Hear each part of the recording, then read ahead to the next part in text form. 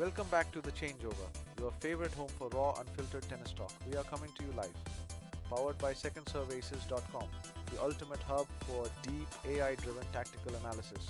Oh man, I'm absolutely running on fumes today after that 5-set midnight thriller, but we have to talk about the absolute madness happening at the Cincinnati Open. We've got a massive upset with Jaime Faria taking down a red-hot Ben Shelton, some intriguing hype around rising star Alex Eala, and some really tough physical news for Anna Kalinskaya. Joining me to dissect all this chaos are our resident data queen, Elena Cruz, and the grit and grind master himself, Leo Sterling. Let's get into it. Bhaskar, go get a double espresso, seriously. Your eyes look like they're about to roll into the back of your head. But yeah, let's talk about Faria, because my model did not see this coming. Sleep is for the weak, Bhaskar. You know who didn't sleep? Ben Shelton, probably, after getting absolutely dismantled by a qualifier. Jaime Faria, what a performance. It was wild.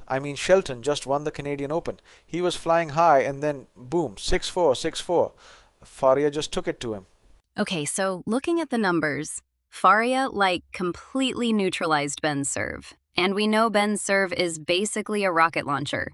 That Faria was standing so deep on the return, giving himself time to actually make contact. Exactly. He didn't try to play hero ball. He just absorbed the pace and kept the ball deep.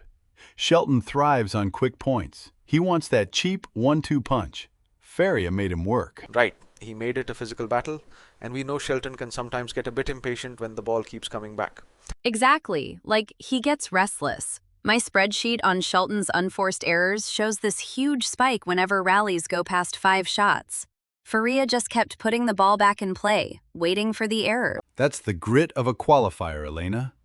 The guy had already played 2 matches on those courts. He was dialed into the speed, the bounce.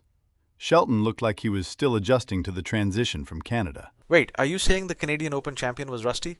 Come on, Leo. Not rusty, just different conditions. Cincinnati plays incredibly fast. If you're slightly off your timing against a guy who has already played 4 hours of competitive tennis on those exact courts, you get hurt. That's actually a really good point. The court speed in Cincy is notoriously slick this year. Faria's flat ground strokes were just skidding through the court. It's a massive first top 10 win for the Portuguese qualifier. Definitely head over to secondserveaces.com to see the full tactical heat maps on how Faria structured those return games. The data is beautiful. It reminds me of the 80s, when players actually had to slice and chip to survive on fast grass and hard courts. None of this extreme Western grip, heavy topspin stuff that gets swallowed up by fast courts. Okay, Gran Pasito, let's not go back to wooden rackets just yet. But speaking of rising stars on these fast courts, did you guys see what Sam Querrey said about Alex Eala? Oh, yes! Querrey was speaking so highly of her ahead of her match against Amanda Anisimova. He's calling her rise to world number 20 rapid and totally deserved. Querrey knows a thing or two about fast court tennis. If he's praising her movement and her ability to take the ball early, people need to pay attention. Totally. Eala is so clean from both wings. She doesn't have the raw power of Anisimova, but her court geometry is just chef's kiss. She finds angles that shouldn't exist. It's going to be a fascinating clash of styles. Anisimova is pure power, first strike tennis. Eala is more about redirection and depth. Power is great, but movement wins matches on these courts. If Ella can make Anisimova hit on the run, she's got a massive chance. Anisimova hates being stretched wide. Totally. Anisimova wants to stand on the baseline and dictate. If Eala can slice, change the height, and keep her moving, it's going to get very interesting. Unfortunately, not everyone is having a great physical run in Cincinnati. We have to talk about Anna Kalinskaya. It was so tough to watch her retire against Sorana Cîrstea. Down 0-5 in the 3rd set. That's when you know the body has just given up. She was dealing with back and hip issues. Yeah, she tried to fight through it, but by the 3rd set, her serve speed had dropped by 15 miles per hour. You can't survive at this level with a compromised serve. It's a brutal sport. The transition from clay to grass and now back to hard courts, the toll it takes on the lower back and hips is just immense. It's a check the body simply couldn't cash.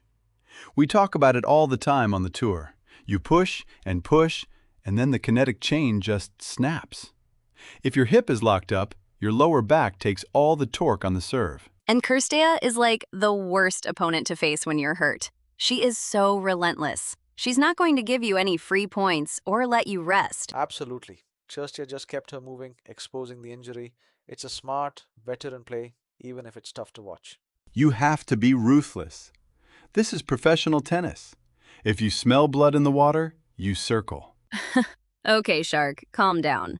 But seriously, we hope Anna recovers quickly. The US Open is right around the corner, and we need her healthy. Well, we have plenty more matches to cover as the Cincinnati draw heats up.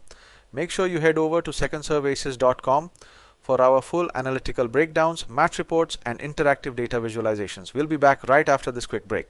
Speaking of the body giving up, or, like in this case, maybe just running out of competitive runway, we have to talk about the absolute circus in the doubles draw. The Williams sisters. Oh, the energy in that stadium was unreal. Even with my eyes half closed from staying up until 2 a.m. last night, I could feel the electricity through the screen. It takes you back, doesn't it? Seeing them on the same side of the net. But look, physical reality always collects its tax. They lost 6-2, 1-6, 10-8 to Marta Kostyuk and Peyton Stearns. Yeah, but like that second set, they absolutely dominated. My tracking showed Serena was still generating incredible RPMs on her forehand. It's just, the match tiebreak is such a coin toss. Exactly. 10-8 in the super tiebreak. It was so close to a fairy tale comeback. Our comment section on secondserveaces.com is absolutely exploding over this. Kostyuk and Stearns didn't back down, though. You've got to give those young players credit. Facing two living legends, that is a mental mountain to climb. Totally. But if we're talking about mental mountains and, like, actual seismic shocks, we have to transition to the men's singles. Novak. I still can't believe the headline I had to edit this morning.